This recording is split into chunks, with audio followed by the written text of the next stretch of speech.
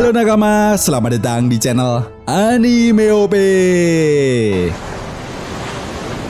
Yes, manga One Piece chapter 1099 benar-benar menjadi chapter yang sangat dinantikan oleh para fan One Piece. Ya, bagaimana tidak, salah satu leaker terpercaya yaitu Redon telah memberikan komentarnya dengan memperlihatkan seseorang yang begitu terkesan dan memperlihatkan ekspresi yang sangat wow. Dengan kata lain, di chapter 1099, kita akan melihat sebuah kejutan besar yang kemungkinan ini akan berhubungan dengan insiden yang terjadi di Pulau Egghead. Selain itu, seperti yang Mimin jelaskan di video sebelumnya, salah satu editor One Piece telah memberikan spoiler singkat mengenai apa yang akan terjadi di chapter 1099 ke depannya, di mana salah satu editor tersebut mengatakan pintu air terbuka. Dalam insiden bersejarah ini, apa yang akan terjadi pada Luffy dan krunya? Sang editor juga memberikan pesan bahwa pertarungan di Pulau Egghead akan semakin memanas dan kelompok bajak laut topi jerami beserta aliansinya harus bersiap menghadapi yang terburuk. Karena sebentar lagi, insiden di Pulau Egghead yang sebenarnya akan segera diperlihatkan. Artinya, kisah flashback Kuma pun akan berakhir di chapter 1099. Lalu apa yang akan dilakukan oleh kelompok bajak laut topi jerami beserta aliansinya untuk menghadapi Gorosei Sarten? Karena seperti yang kita tahu, saat menghadapi Admiral Kizaru saja, kelompok bajak laut topi jerami benar-benar dibuat kerepotan. Well, tentunya ini sangat menarik untuk kita bahas bersama. Oke, namun sebelum masuk ke pembahasannya, jangan lupa like video ini ya bosku, sebagai dukungan kalian semua untuk channel ini ke depannya. Nah, jika sudah, terima kasih banyak dan mari kita mulai.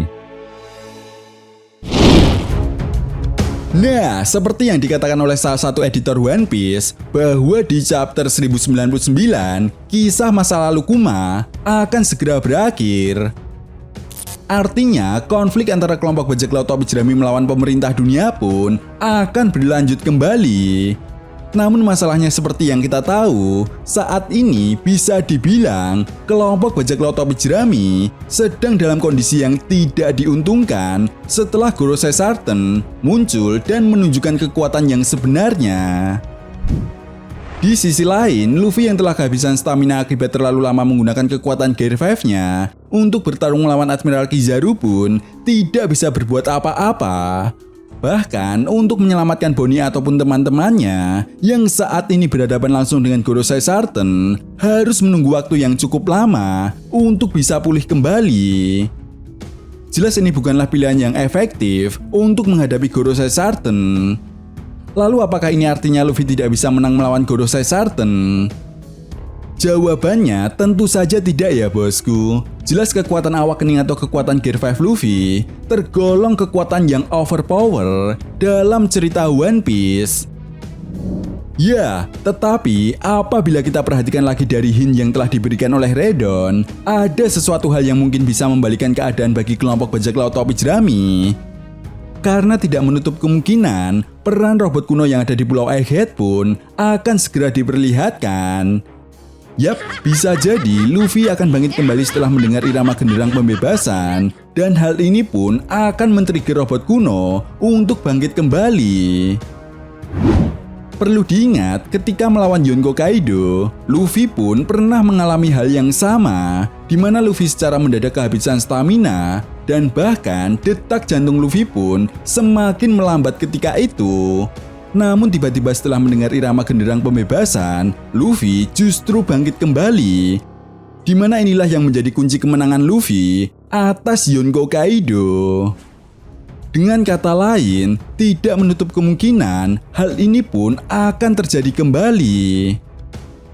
Nah, bangkitnya Luffy kembali yang diiringi irama genderang pembebasan akan membuat Luffy menggunakan jurus baru untuk bertarung melawan Gorosei Sarten.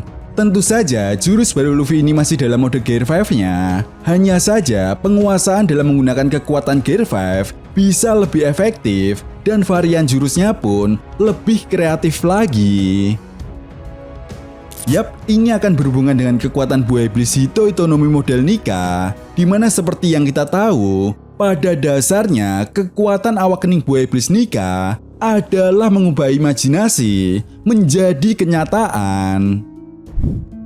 Perlu diingat ketika melawan Rob Lucci dengan mode Gear 5-nya, Luffy mampu membuat kacamata dari rambutnya. Bahkan Luffy juga mampu menjadi roket. Tetapi apa kalian sadar kenapa sejauh ini serangan Luffy hanya berkaitan dengan karet?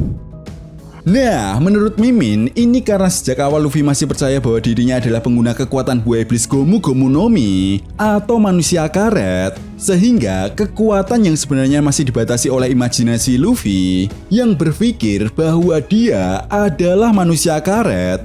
Atau bisa dibilang, jika Luffy masih percaya dirinya adalah manusia karet, maka Luffy akan selalu menciptakan serangan yang berbasis karet sehingga tidak dapat mengembangkan kemampuannya.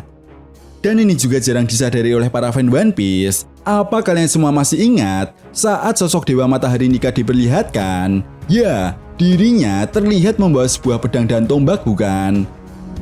Nah, itu sebabnya kemungkinan di Arc Head ini, Dr. Vegapunk yang telah mengetahui kekuatan Luffy yang sebenarnya bisa menjadi kunci penting untuk membantu Luffy menyadari bahwa kekuatan Luffy yang sebenarnya bukanlah manusia karet.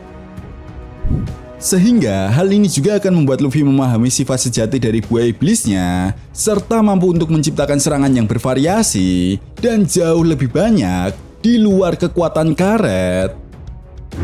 Itu sebabnya jika kelompok bajak laut topi jerami dan aliansinya benar-benar ingin terbebas dari konflik ini, maka hanya ada dua pilihan, menyerahkan diri lalu mati, atau bertarung mati-matian menghadapi Gorosei Sartun dan mencari kesempatan untuk bisa meloloskan diri.